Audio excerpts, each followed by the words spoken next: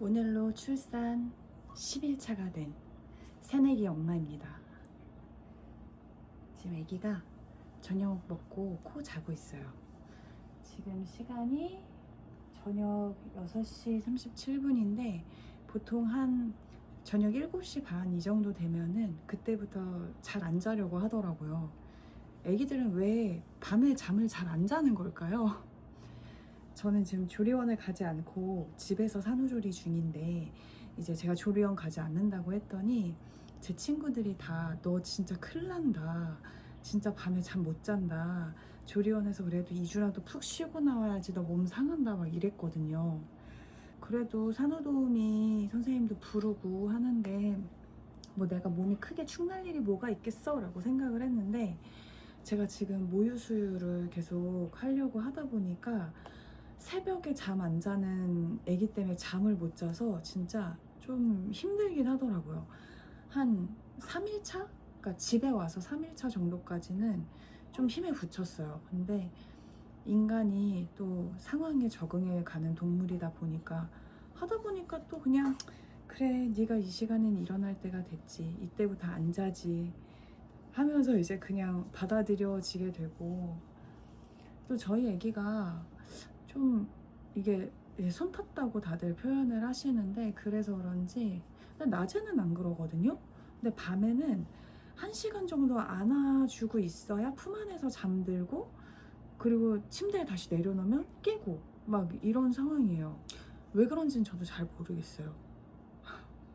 아무튼 제가 집에서 지금 이렇게 산후조리를 하고 있고 하는데, 저처럼 집에서 산후조리를 선택하시는 분들이 좀 계실 것 같아요. 그러니까 아직 출산 전인데 내가 이렇게 조리원에 가는 게 맞나를 고민하시는 분들이 계실 것 같아서, 그런 분들한테 조금이나마 도움이 될 수 있을까 싶어서 영상을 이렇게 찍게 됐습니다. 일단 저는 병원에서 제가 8일날 출산을 했고 10일날 퇴원을 했어요. 그리고 11일부터 산후도우미 선생님 모셔가지고 지금 집에서 이제 산후조리 한지 한 일주일 차 정도 됐는데 굉장히 만족을 하고 있어요. 일단 제가 가장 만족하는 부분은, 첫 번째로는 남편이랑 떨어져 있지 않을 수 있다는 게 가장 저는 마음에 가장 들어요. 왜냐하면 이게, 저도 이제 산후 우울증이라는 게 도대체 왜 오는 거지? 막 이런 생각을 했었는데, 출산하기 전에는 다들 그런 생각들 좀 할 수 있잖아요. 근데 막상 출산을 하고 나니까 이게 갑자기 확 오더라고요. 저도 영상을 막 유튜브를 여러 가지를 찾아봤어요. 여러 가지 이제 영상을 막 보면서 도대체 내 산후 우울증이 이게 지금 온 게 맞나? 이게 내가 괜찮은가를 이제 막 자꾸 체크하게 됐는데, 이게 그렇대요. 뇌에서 지금 갑자기 내 몸에 호르몬이 확 바뀐 거를 뇌에서 받아들이지를 못해가지고 갑자기 낮아진 호르몬 수치로 우울감이 형성이 되는 거래요. 그래서 진짜 제 기분과 상관없이, 기분이 어느 정도는 작용하겠지만 조금 감동적이면 눈물이 줄줄 나고, 조금 서운하다 싶으면 또 눈물이 줄줄 나요. 그러니까 이게 별로 그럴 일이 아닌데, 그러니까 평소 같으면은 뭐 특히 서운한 거 같으면 치 뭘 그래? 뭐 요 정도의 일일 거를 지금은 치 왜 뭐 좀 그래? 라는 생각이 딱 들어오자마자 눈물이 그냥 줄줄줄줄. 그리고 감동도 막, 제가 특히 저희 아기 때문에 감동을 되게 많이 받는데, 저희 아기가 오늘 출생신고를 했어요. 근데 출생신고를 하면 이제 태명은 사라지고 이름이 부여가 되잖아요. 그 이름이 부여된 것 자체가 아기가 좀 큰 것 같은 거예요. 내 뱃속에 있던 아기가 세상 밖에 나와서 이제 고작 열흘밖에 안 됐는데 너무너무 아가인데 이름도 생기고 주민번호도 생겼어. 이 자체로 얘가 컸다는 생각에 눈물이 또 막 줄줄 나는 거예요. 저희 아기가 이제 진료를 받으러 다시 병원을 한번 가야 되는데, 그냥 정기검진 받으러 가는데 신랑이 그날 휴가를 낼 수 있을지 없을지가 불투명했던 상황이었어요. 그래서 야, 마음을 다잡고 그래, 혼자도 갈 수 있어 막 이렇게 생각하고 있었는데, 갑자기 신랑이 나 그날 휴가 낼 거야, 무조건 낼 거야, 휴가 내서 같이 병원 갈 거야 딱 이러는데, 나 또 울컥해. 이런다니까요. 거기에 막 감동받아가지고 지금 눈물이 이렇게 왈칵하는 거. 진짜 미친 것 같죠? 근데 이런 상황에서 내가 조리원에 혼자 있어. 그리고 심지어 혼자 있는데 전 원래 모자 동시를 계속 생각을 했었거든요. 내가 혼자 있는데 모자 동시를 해. 그리고 아기가 있으면은 그런 TV나 이런 걸 틀어놓으면 안 된다고 하잖아요. 근데 저는 출산 일보 직전까지 항상 TV를 24시간 거의 가까이 늘 틀어놨던 사람이란 말이에요. 항상 예능을 보고 도파민에 완전 중독되어 있었던 사람인데 갑자기 TV도 없지. 그리고 또 제가 또 강아지 키우고 있잖아요. 저희 강아지도 없지. 우리 신랑도 없지. 거기에 의지할 곳이 아무도 없는데, 물론 뭐 도우미 선생님도 있고 거기 산후조리원에 가면 그렇긴 하지만 제가 평소에 의지하고 마음 두던 그런 사람이 없고 그런 공간이 아니고 이런데 덩그러니 제 아기랑 저만 딱 있다고 생각하면 거기에서야말로 우울감이 엄청 심할 것 같다는 생각이 드는 거예요. 지금도 호르몬이 이렇게 날뛰는데 거기 가 있었으면 진짜 심했겠구나 라는 생각에, 아 그래 내가 조리원을 안 가기로 마음 먹은 건 진짜 잘한 선택이다 라는 생각이 들고, 그리고 이제 집에 있다 보면 아무리 이제 산후도우미 선생님이 오셔도 이게 내가 하던 그 생활 습관과 패턴이 있잖아요. 그리고 또 남이 와서 이제 도와주는 거는 정말 도움이고, 그러다 보니까 집안일을 아예 손을 뗄 수는 없는 것 같아요. 좀 하긴 하거든요. 뭐 빨래를 넣는다든지 뭐 이런 거는 뭐 특별히 손목에 무리가 가는 건 아니니까, 뭐 페트병을 버린다든지 그런 소소한 이제 일상을 그냥 다시 살아가면서 조금 멘탈이 잡히는 것 같아요.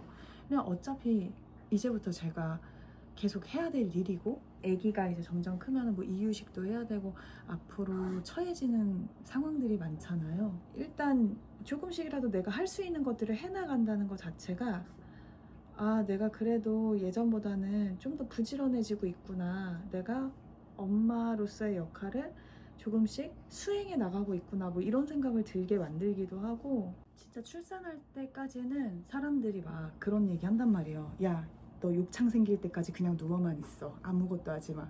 진짜 아무것도 안 했어요. 근데 지금은 이제 출산하고 나서 몸도 조금 더 가벼워지고 오히려 해야 할 일들을 하니까 더 기분이 나아지는 것 같아요. 저희 집은 아시다시피 집 앞에 테라스가 있잖아요. 거기에서 일광욕을 좀 하고 나면 또 우울감이 많이 날아가는 거예요. 근데 조리원에 있으면 계속 시설 안에만 gat혀 있어야 되니까, 물론 안 그런 곳도 많고 비싸고 좋은 조리원들은 이제 시설이 좋기 때문에 그런 게 다 충족이 될 수도 있지만, 저는 좀 이렇게 밖을 돌아다녀야 되는 사람이거든요. 자연도 보고. 저희 집은 또 아침마다 새들이 그렇게 온단 말이에요. 막 새소리 듣고 풍경 소리 듣고, 이런 게 저한테 엄청 큰 힐링 포인트여서 저는 일단 그 부분에 대해서 굉장히 만족하고 있고, 제가 임신하면서 30kg가 쪘어요. 54kg쯤에서 출산 때 보니까 84.5인가? 출산 직전에 막 그랬거든요. 오늘 재보니까 지금 몸무게가 75kg예요. 당당하게 75라고 말하는 9kg가 빠진 거예요. 9kg. 그 출산한 당일을 0일로 쳤을 때 딱 9일 지났는데 9일 만에 9kg면 하루에 1kg씩 빠졌다는 얘기잖아요. 생각해보면. 근데 제가 우리 아기 낳을 때 아기가 좀 무량하여가지고 제 양수도 조금 있는 편이었고, 아기 낳고 바로 쟀을 때가 5kg가 이미 빠진 상황이었거든요. 근데 지금 모유 때문에 밥도 잘 챙겨 먹고 간식도 먹고 하는데도 살이 빠졌어요. 지금 저 아직 마사지 하나도 안 받았거든요. 이렇게 해도 그냥 10kg는 빠지는 거구나 이런 생각이 좀 들더라고요.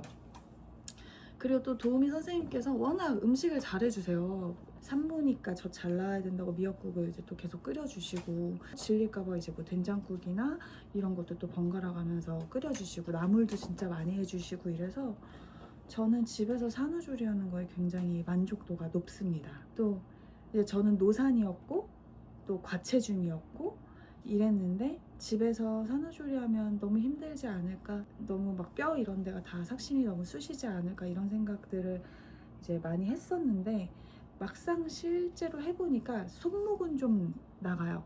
예, 아기가 워낙 안겨있는 걸 좋아하고 우량한 아가였고 앉지 않았고 조심스러웠던 거를 갑자기 안으려고 하다 보니까 저도 모르게 손목을 쓰게 되더라고요.